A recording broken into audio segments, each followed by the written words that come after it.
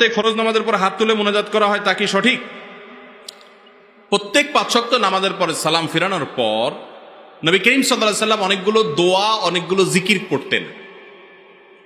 প্রায় 10-12টা দোয়া জিকিরের কথা আমরা একটা দোয়ার কার্ডে একত্র করছি, যেগুলো প্রত্যেকটা হাদিস দ্বারা প্রমাণিত। নবী সাল্লাল্লাহু আলাইহি সাল্লাম এগুলো পড়তেন। সেই নামাজের পরের দোয়া জিকির যা আছে 10-12টা সবগুলো মুখস্থ আছে যাদের, তারা একটু হাত তোলেন। মাশাআল্লাহ, নামান। অল্প 20-50টা হাত উঠছে এই হাজারো মানুষের মধ্যে। তাহলে বোঝা গেল যে আমরা নামাজের পরে নবী করিম সাল্লাল্লাহু আলাইহি সাল্লাম কি করতেন সেটা জানি না। দোয়া, সুন্নত দোয়াগুলো আমাদের মুখস্থ নাই, আমলও নাই, কিন্তু নামাজের পরে সবাই মিলে একসাথে হাত তোলা এটা আমরা জানি ভালো, তাই না ভাই?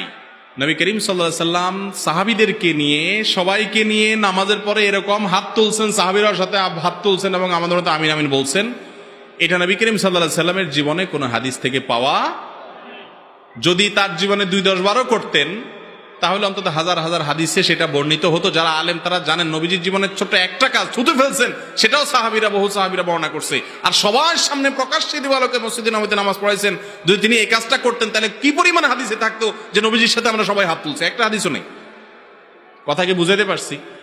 বাংলাদেশের সবচেয়ে বড় মাদ্রাসা হাটহাজারী মাদ্রাসা, সেখানে 5 ওয়াক্ত নামাজের পর সম্মিলিত কোনো দোয়া হয় না। প্রত্যেকে যার যার মতো দোয়া করে। নামাজের পর দোয়া কবুল হয়, যেন আপনি দোয়া করেন।